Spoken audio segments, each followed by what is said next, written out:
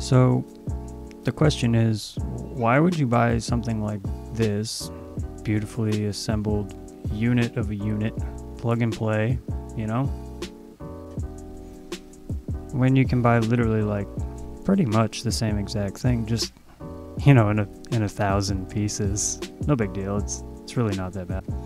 Okay. I know the answer. You're one of three people, right? You're one, broke. Two, you're just like a nerd, I guess. Or three, you're a clinically diagnosed psychopath with self-harming tendencies. Whew. Okay.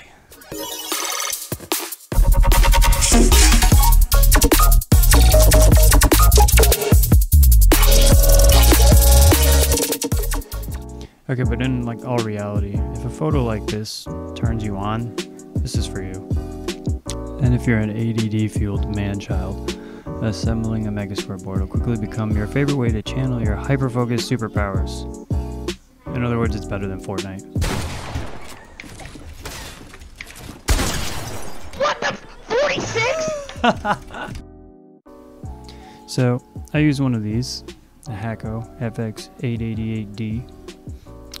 Having a digital soldering iron is pretty nice. You know, I usually just send it to 700 and send it because I enjoy the thrill of potentially wrecking circuitry if you're not fast enough. No big deal.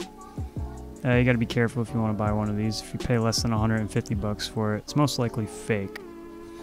The main difference between the fake and the real one is that the real one ships in a recycled cardboard box. So there's that. So if you look at the board, you can see I've already done all the resistors and the connectors. I'm doing the diodes now. This isn't really meant to be a tutorial, really, because this part of the board is quite literally solder by number. If you know your alphabet and you know how to count to like, I don't know, 100, like a third grader, you know, you should be good with this part. You can't really mess up the resistor part of it, but a couple pointers, diodes, you know, as indicated in the traces on the board, are directional, you know, so they need to be soldered on the correct way, or else electricity will be getting locked out. Also, here's a couple of pictures, like stupid illustrations, you know, on just basic how to solder. Like, don't go melting a glob of solder on the tip of your soldering iron and then smashing it all over the place. That pretty much never works, and it looks sloppy. As I'm editing this video, I definitely noticed that my camera's autofocus is having a stroke. I mean, it's okay. Like I said before, this isn't really a step-by-step tutorial on this part of the board anyways.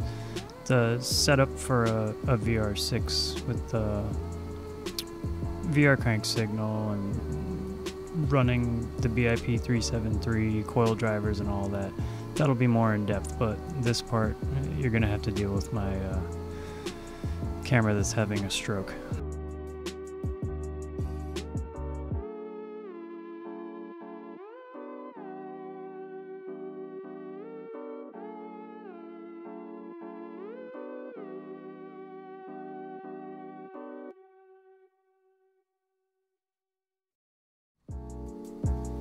So you can see I'm using nail clippers to clip the ends of the leads off after I've soldered them.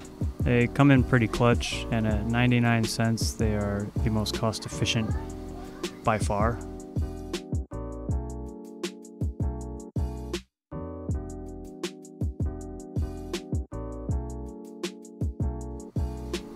You're gonna notice I do a lot of this poking and prodding around with my fingernail and fingers. I promise I'm not being weird. If you've done this before, you know as well as I do, you're most likely gonna miss something somewhere, at least once. So I'm always just like double checking everything.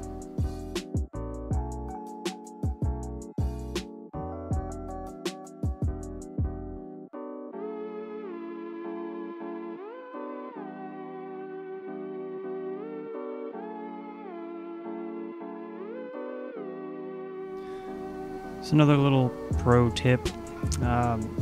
See, you gotta bend all these to fit them through the holes on the circuit board. Don't bend them with tweezers, pliers, dikes. Just bend them by hand. A lot of these diodes are made out of like ceramics and glasses and stuff. If you break them, you're screwed, man.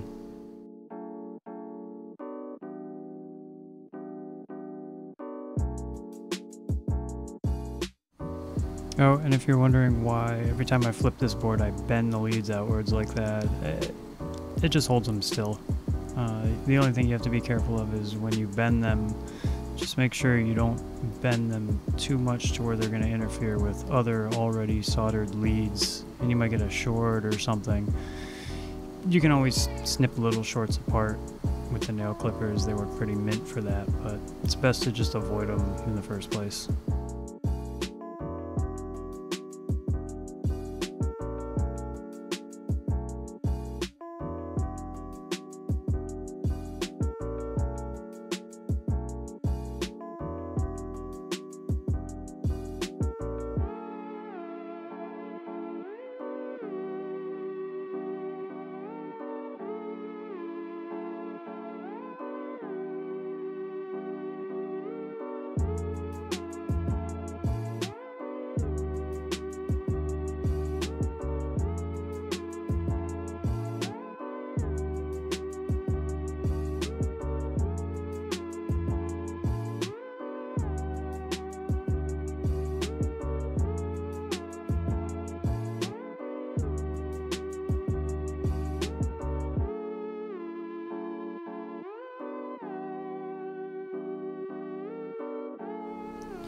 So the past like minute has been like 10x speed because I know it gets a little repetitive. Solder, flip, snip, solder, flip, snip, blah blah blah, rinse, repeat, you know.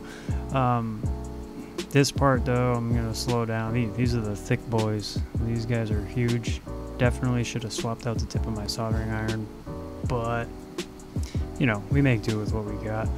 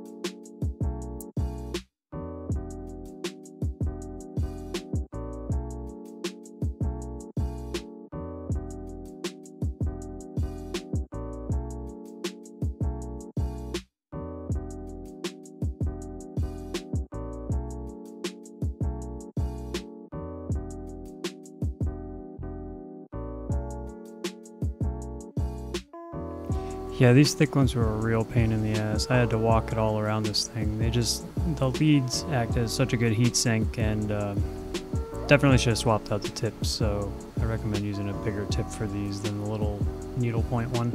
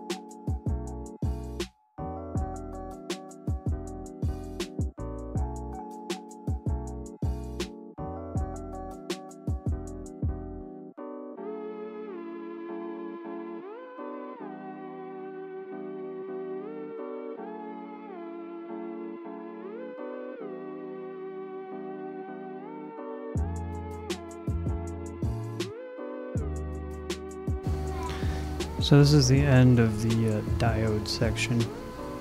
We'll be doing the capacitor section next, and after the capacitor section it's on to the ignition and injectors. Ignition's going to be with some BIP BIP 373s, and that part's not really by book or really soldered by number, so that'll be a little more in depth and hopefully a lot more fun to watch.